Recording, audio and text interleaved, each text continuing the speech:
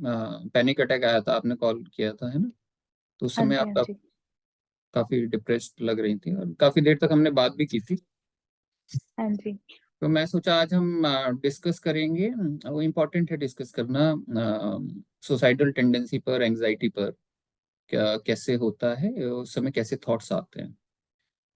ठीक है, आप कंफर्टेबली डिस्कस कर सकते हैं? हाँ जी, हाँ जी। ठीक है। ठीक है, तो बात करते हैं उस पर। इम्पोर्टेंट है बात करना, मैं सही समय का इंतजार कर रहा था जब आपकी इमोशनल थी, तो अभी आप ठीक लग रही हैं। मैं हो जाती हूँ इमोशनल, पता नहीं ओवर इमोशनल हूँ। That is okay, but still you are looking better in terms of mindset, so we can discuss, है ना? This was important. ठीक है। तो एक मेरा और क्लाइंट था, मैंने आपको बताया ना, मेरे इस समय I am working with 2 more other people in the same situation, have the okay. Suicidal tendency. So एक मेरा क्लाइंट था, ही वाज मेल। ओके। तो मेरे एक सेशन में मुझसे बात हो रही थी और same time kind of thoughts he was having कि सर लाइफ में कोई मीनिंग नजर नहीं आ रहा है और ऐसा लग रहा है कि बहुत डिपेंडेंट हो गया हूँ मैं पर इमोशनली, है ना? और लगता है कि बोझ बन गया हूँ काफी लोगों पे और हर जगह अंधेरा अंधेरा, कोई कोई रीजन नहीं दिख रहा लाइफ कंटिन्यू करने का। तो पहले भी अटेम्प्ट कर चुका था, तो मैंने। मैंने भी बहुत बार ट्राई किया, बहुत बार ट्राई किया। इनफैक्ट पता नहीं, मुझे शायद बहुत यंग एज से ही टेंडेंसी रही है, पता नहीं क्यों। घर में बहुत डिप्रेशन का माहौल था। मेरे हम्म, घर में लड़ाई झगड़े बहुत होते थे चाइल्डहुड से, बहुत कुछ घर में डिस्प्यूट्स, ये वो। इमोशनल बहुत ज्यादा रही हूँ शुरू से, तो शायद इस वजह से मेरे अंदर ना शुरू से ऐसा रहता था, मर जाओ मर जाओ मर जाओ। पता हमने आज नहीं। बात करेंगे उस पर, कोई बात नहीं है ना? जो भी है आप अच्छा है आप जितना। सॉरी, मैंने आपको इंटरप्ट किया, sorry. No issues, no issues, है ना? आपने दिखाया था, मार्क भी था आपके हाथ पे, शायद दिखाया था आपने, टैटू, है ना? हाँ, मैंने वहाँ टैटू बनवाया वैसे तो। एक मार्क और भी है, यहाँ पे भी बनवा दिया ये। हाँ, तो अब हम, थोड़े। आई आई कैन इंश्योर मैं दैट आप। इसलिए क्योंकि ये अच्छा नहीं लगता लोगों के सामने, फिर एम्बेरस हो जाती हूँ मैं बहुत ज्यादा। कई बार क्या होता है कि हॉस्पिटल जाती हूँ तो कैनुला लगता है या फिर इंजेक्ट करना होता है, तो वो देखते हैं हाथ पे कट्स के निशान है, तो it doesn't look nice when you are from good family. होता ही है। दैट तो इज, ठीक है। तो हमने काफी अच्छी बात पहले सेशन में भी की थी, आज भी हम बात करेंगे और ये मेरा अश्योरेंस है कि इस वर्कशॉप के बाद काफी बेहतर स्टेट में आप आ पाएंगी। सॉरी, आप कुछ बता रहे थे स्टूडेंट के बारे मैं में। आऊंगा, मैं उस पर पूरी बात करता हूँ। और जब भी ऐसी कोई भी बात आए, कभी भी इस तरह का थॉट आता है, तो पहली चीज आपको क्या करनी है? आपको मुझे कॉल करना है ना? हाँ जी। अब वैसे तो it's my promise, after this workshop you will not feel like that, this low, even whenever you feel, even when the workshop ends, so that will be the first thing you will do, okay? बात कर रहा था मैं अपने एक और client की, ताकि मैं तो आपको बताना चाह रहा हूँ कि हमारी लाइफ में कितनी खूबसूरत चीजें भी हम देख नहीं पाते, है ना? तो उसने बोला कि सर मुझे करना है सुसाइड। तो मैंने कहा कि अ, ठीक है। मैंने कहा, काफी देर मैंने सुना उसको। सुनना भी बहुत जरूरी होता है ना, सुनना भी थेरेपेटिक होता है, कई बार कोई सुन ले हमको तो हल्के हो जाते हैं। हाँ जी। फिर फिर इतनी, पानी है आपके पास? हाँ जी। ठीक है। मैं ऐसी ही इमोशनल हो No गई, पता issues, नहीं no क्यों। issues. We have to let go of our emotions, vent it out. It helps. That is okay. ठीक है, तो मैंने आ, आराम से सुना उसको भी, समझाया प्यार से, और बाद में फिर जब मुझे लगा सही मौका है, जैसे आज आपसे बात करके लग रहा है, may be this is the right moment when हम थोड़ा डिटेल में डिस्कस कर सकते हैं। तो उससे बाद में मैंने कहा भी कि डेथ है, जो मौत है, मृत्यु बोलते हैं ना, वो वैसे ही आने वाली है, तो तुम इतनी जल्दबाजी क्यों कर रहे हो? वो तो आएगी, वो वैसे ही आने वाली है, हम हर समय तो उसके है ना, एक एक कदम उसके पास पहुंच ही रहे क्लोज जा रहे हैं, वेरी ट्रू। हैं। सो और जिन्होंने भी अपने किसी रिलेटिव को, बहुत क्लोज पर्सन को देखा है इस स्थिति में, सुसाइडल केसेस में, किसी तरह से बच गए बट फिर सरवाइव नहीं कर पाए, तो जो उनके लास्ट मोमेंट थे वो बहुत रिग्रेट करने वाले होते हैं। वो मैं सोच रहा था आपसे डिस्कस करूंगा, है ना? तो उस समय आदमी बिल्कुल लाइफ को पकड़ना चाहता है, बिल्कुल कि अब ये स्लिप हो रही है, एक गलती से डिसीजन ले लिया था, अब जीना चाहते हैं, अब एक और मौका चाहते हैं कि किसी तरह बच जाए, है ना? गुस्से में थे या चिंता की वजह से थे, या लाइफ में कुछ बहुत चीज अच्छी थी पर हम देख नहीं पा रहे थे, तो उस समय एक डिसीजन वो लोग ले बैठे, हम ले बैठे, सुसाइड जैसा। ठीक है, पर फिर एंड में बहुत रिग्रेट होता है।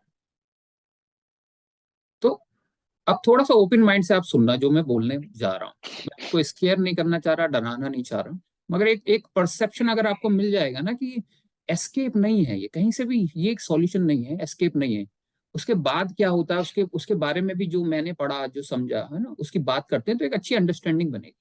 फिर उसकी बात ये भी करेंगे कि इस जीवन में इतनी पॉसिबिलिटीज हैं, वो कैसे हम मिलकर उस तरफ जाएं। पहले मैं बात करना चाह रहा था कि इस तरह से मरने के बाद सुसाइड हो गया या अननेचुरल डेथ जिसको बोलते हैं, मे बी एक्सीडेंट या कोई अचानक से टर्मिनल टर्मिनल इलनेस हो गई, तो उसके बाद मरने के बाद क्या स्थिति होती है ना।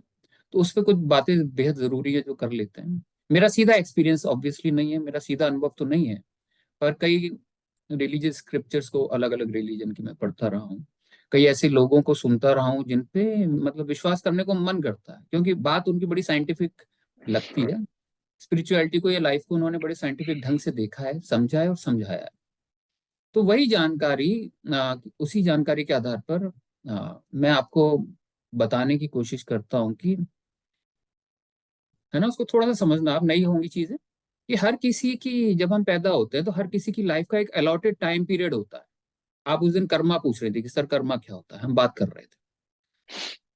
तो कार्मिक एनर्जी हमको दी जाती है जब हम पैदा होते हैं।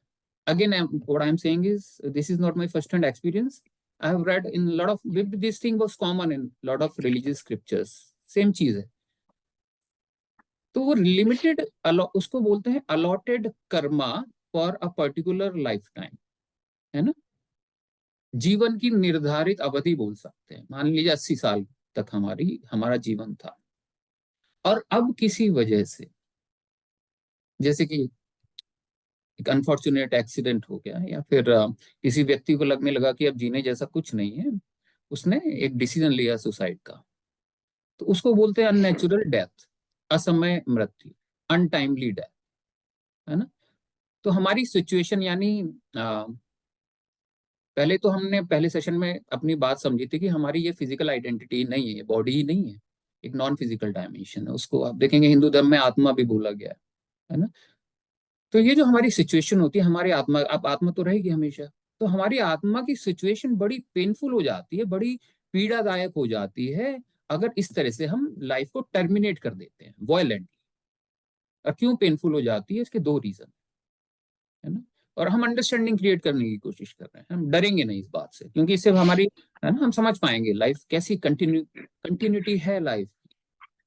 हमको लग रहा है कि फिजिकल बॉडी नहीं रही तो लाइफ खत्म हो जाती है, ऐसा नहीं है, कुछ है जो हमेशा रहता है, जिसको हम लोग आत्मा के रूप में जानते आए हैं।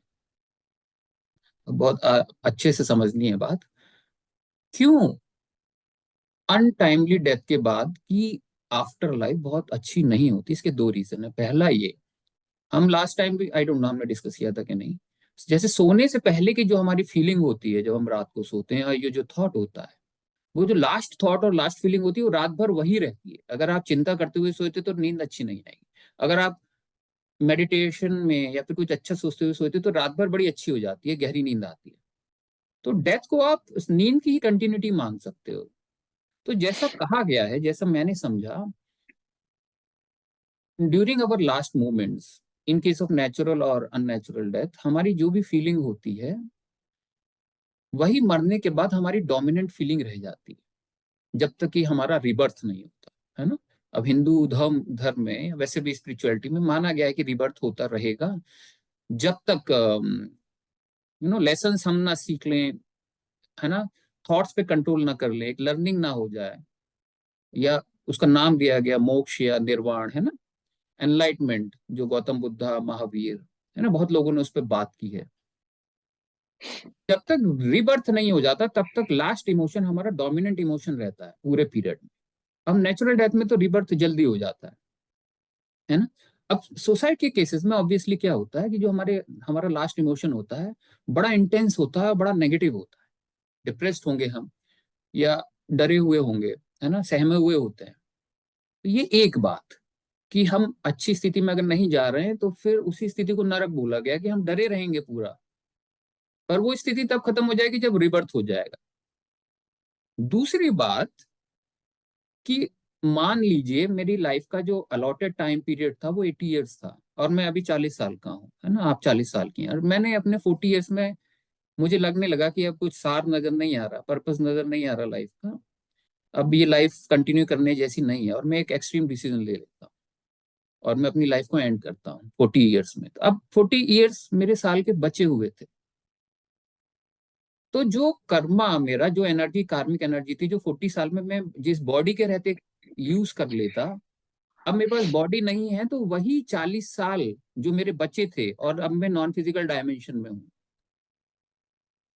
अगर कह सकता हूँ तो एक आत्मा के रूप में हूँ, तो वो 40 साल 10 गुना बढ़ जाते हैं। क्योंकि बॉडी होती तो आप जल्दी से एनर्जी यूटिलाइज कर लेते, कार्मिक एनर्जी, अब बॉडी नहीं है आपके पास, वही 40 साल जो बचे हैं, तो पहली चीज आपको रिबर्थ तुरंत नहीं मिलेगा, वो 40 साल अब आपके लिए 400 साल बन जाते हैं, जिसको मैं अक्सर पढ़ता रहा हूं कि इतना एक अवधि मान के चले। तो क्या हुआ, पहली चीज तो मुझे लगा था कि मैं ये जीवन खत्म कर दूंगा तो एक शांत जगह पहुंच जाऊंगा, एक, है ना, एक एस्केप हो जाएगा, मेरे दर्द मिट जाएंगे, ऐसा हुआ नहीं। तो मैं गया, और मेरा लास्ट इमोशन दुख था, डर था। अब वो डर की भावना बनी रहेगी, अब कब तक बनी रहेगी, 400 साल। 40 साल तो बचे थे, अब बॉडी नहीं है, तो वो फोर एक 400 ईयर्स मतलब जो हम ये जी रहे हैं, इसके 400 साल हो जाएंगे? जितनी जितना लाइफ स्पेन आपका बचा था, है ना, जैसे आप फिर समझे, 80। 40 का 400?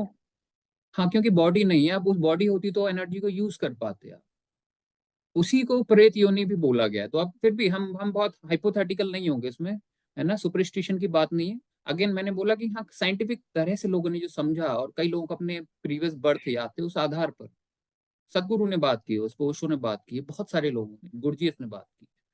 उसमें यह था कि allotted Karma, allotted life span मेरा 80 साल का था, पर मैंने डिसीजन ले लिया कि मैं 40 साल में अपनी लाइफ खत्म कर रहा हूँ, 40 साल मेरे बच्चे थे। अब 40 साल में उस नॉन फिजिकल डायमेंशन में नहीं रहूंगा, बल्कि 400 साल रहूंगा, क्योंकि एक एक साल वहां 10 साल के बराबर है, क्योंकि उतनी एनर्जी अब बॉडी मेरे पास नहीं है कि मैं एनर्जी यूज कर पाऊं। उस डायमेंशन में 10 गुना ज्यादा टाइम लगेगा मुझे अपनी कार्मिक एनर्जी यूज करने। तो वो 40 साल वहां बन जाएंगे 400 साल प्लस। अब ये जो 400 साल का समय, आप इसको समझे, ये बहुत अच्छा समय नहीं है, क्योंकि इसमें मेरी इमोशनल स्टेट क्या रहेगी, जो मेरी डेथ से पहले थी, और वो बहुत अच्छी नहीं थी, है ना। तो मैं परेशान होकर मैंने अपना शरीर छोड़ा, अब वो 400 साल में उसी स्थिति में रहने वाला, उसी के बेसिस पे अब लोगों ने उसको बहुत घुमा फिरा के लोग बताते हैं, मैनिपुलेट करते हैं। उसी स्थिति को हिंदू धर्म में प्रेत योनि बोला गया, कि जब आप, अच्छी आत्माएं भी हैं, बुरी आत्माएं भी, अब आप अच्छी स्थिति में नहीं गए, तो आप एक स्टेज में फंसे हैं जहां पे आप लगातार परेशान हैं, और वो पीरियड बड़ा लंबा हो जाएगा, 40 का 400 साल हो जाएगा। अब आप एक तरह से समझे तो हेल की डेफिनेशन वही है, नरक वही हो जाता है ना, जिसमें आदमी भटक रहा है, कोशिश कर रहा है कि वापस से कैसे मुक्त हो। तो ये तो एक बात हो गई, है ना, इसलिए आपको दो बात मैंने बताई, आपका लास्ट इमोशन कंटिन्यू करेगा, और टाइम पीरियड जो बचा था वो 10 गुना होकर आपको उस स्टेट में रहना पड़ेगा। तो कहीं से कुछ अच्छा नजर तो नहीं आ रहा सुसाइड करने पर। दूसरी चीज, जब मुक्त भी हो जाएंगे और जब हमें रीबर्थ मिलेगा, तो हमेशा ये चीज होती है, जिस वाइब्रेशनल स्टेट में, जिस इमोशनल स्टेट में हम गए थे, उसी के आधार पर हमें नया जीवन मिलता है, वैसा परिवार मिलता है, उसी तरह का गर्भ मिलता है ना, माँ, ताकि जो हमसे अटैच्ड हो, हमारी वाइब्रेशन से मेल खाता है। अब जिस स्थिति में हम गए और हमने बड़ा नरक भोगा, इतना दुख, है ना, तो जो हमारा रीबर्थ होता है वो भी बहुत अच्छे घर में नहीं होता, अच्छी जगह में नहीं। घर का मतलब फाइनेंशियल बात नहीं कर रहा मैं, जिस तरह की, मतलब आपको एक स्पिरिचुअल मौका, माहौल मिलता है जहाँ पे आप ग्रो कर पाते लाइफ में, शायद उतनी अच्छी फैमिली में आप नहीं जा पाए, है ना।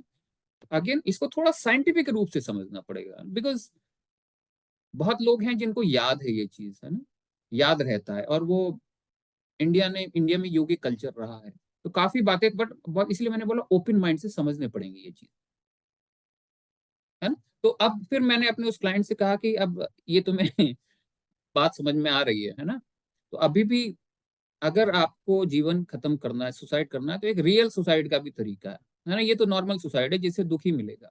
इंडियन स्पिरिचुअलिटी में, जो बड़ी एंशियंट कंट्री है, वहां पर मृत्यु का मतलब होता है कि मन की मृत्यु कर देना, मन को मार दे, बॉडी को नहीं, बॉडी ने कुछ हमारा नुकसान नहीं किया था, है ना। तो थोड़ा समझते हैं, मतलब सुसाइड आदमी करना क्यों चाहता है। लाइफ शायद वैसी नहीं चल रही जैसे मैं चाहता हूँ या जैसे आप चाहती हैं, हमारी कुछ एक्सपेक्टेशन थी, पूरी नहीं हुई, है ना। फ्रस्ट्रेटेड हम फील कर रहे थे। और जब इंसान फ्रस्ट्रेशन में होता है तो डिस्ट्रक्टर बन जाता है, डिस्ट्रॉय करना चाहता है ना। कई बार रिवेंज की फीलिंग आती है, कई अलग अलग फीलिंग आती है। तो तब दो ही पॉसिबिलिटी होती है, या तो किसी और को खत्म कर सकते हैं आप जिसके प्रति कोई दुर्भावना है, या अपने आप को आदमी खत्म करने का सोचता है। अब दूसरे के को खत्म करने के बड़े नुकसान है, जेल हो सकती है। तो आदमी डिसीजन ले लेता है कि मैं अपनी ही लाइफ एंड कर देता हूँ, है ना। ऊब जाते हैं जीवन से। तो तब ये समझना जरूरी हो जाता है कि इस तरह से एंड करने से हमारी अंदर और भी डर्ट पैदा हो जाती है, जिसकी वजह से मेरे आगे की जो लाइफ है, क्योंकि पहली बात है कि यहाँ पैदा हुए और ये शरीर खत्म हो गया, बस ये लाइफ स्पेन नहीं है हमारा, ये कंटिन्यूटी चलती रहेगी। तो यूनिवर्स ने, अस्तित्व ने, या जिसको भगवान बोल दें, हमें इवॉल्व होने के लिए ये बॉडी की एक अपॉर्चुनिटी दी थी कि ये बॉडी भी है आपके पास, माइंड भी है, अब आप सीखें, एक लर्निंग होगी, है ना। तो उसके लिए हमें भेजा गया कि हम इवॉल्व हों, और जब पूरी तरह इवॉल्व हो गए तो उसी को हिंदू रिलीजन में और काफी रिलीजन्स में बोला गया, एनलाइटेंड हो गए आप, इस लाइफ बर्थ बर्थ की साइकिल से बाहर आ जाएंगे, है ना। और जब हम इस तरह से एंड कर देंगे तो हम काफी पीछे चले जाते हैं उस साइकिल में। तो मेरे साथ इस वर्कशॉप में हम बात करेंगे कि डेथ करनी ही है तो मन की, अब मन का मतलब क्या है, रिवेंज, जेलसी, एंगर, ये जो सारे नेगेटिव इमोशंस है, इनको कैसे खत्म किया जाए, है ना। तो ये खत्म होंगे तो वैसी लाइफ बहुत ब्यूटीफुल बन जाती है। तो फिर समझे कि लोग आत्महत्या इसलिए नहीं करते कि सही में थक गए हैं, बल्कि उस कारण कर रहे हैं कि बहुत सारी उनकी डिमांड थी लाइफ से, वो पूरी नहीं हुई, है ना। लेकिन कभी भी किसी की भी डिमांड क्या लाइफ में पूरी हो जाती है, हम हमेशा कुछ ना कुछ चूकते ही चले जाएंगे। अब कुछ कई लोग आते हैं मेरी वर्कशॉप में, है ना, बहुत रिच हैं, सुंदर हैं, हैंडसम है, ब्यूटीफुल है, पर अच्छा रिलेशनशिप नहीं है। किसी के पास रिलेशनशिप अच्छा है, पैसा है तो हेल्थ नहीं है। कोई हेल्थी है, रिच भी है, पर उसके पास रिलेशनशिप, तो कुछ ना कुछ मिसिंग रहता है। अब हम कोशिश यही कर रहे हैं कि आसपास ऐसी चीजों को देखें जो हमारे पास हैं। और सुसाइड में क्या होता है, बॉडी ही तो नष्ट हो जाती है, और बॉडी को तो यूनिवर्स ने दिया है, वो बड़ा अच्छा गिफ्ट मान सकते हैं आप। पर जब हम मन की बात कर रहे हैं कि मन को मारना हम सीखेंगे, तो मन यूनिवर्स ने नहीं दिया। मन हमारी सोसाइटी के इन्फ्लुएंस बना है, जहाँ पे हमारी एक्सपेक्टेशन है ना। तो उसी मन की बात, जहाँ जेलसी है, एनवियसनेस है, एंगर है, रिवेंज है, ऐसे इमोशंस को खत्म करना, वहां पर स्पिरिचुअलिटी में बोलते हैं कि उस मृत्यु का नाम है ध्यान या मेडिटेशन, जब जहाँ पे आप ये डर्ट हमारे अंदर की खत्म होगी, है ना। तो वही हम सीखेंगे, वो सारी टेक्निक्स हम सीख भी रहे हैं। और जैसे कि मैंने बोला, इस वर्कशॉप के बाद बहुत अच्छी वैसे इमोशनल स्टेट आपकी रहेगी, पर तब भी माइंड में कोई भी ऐसा ख्याल रहता है तो आप कांटेक्ट करेंगे तुरंत।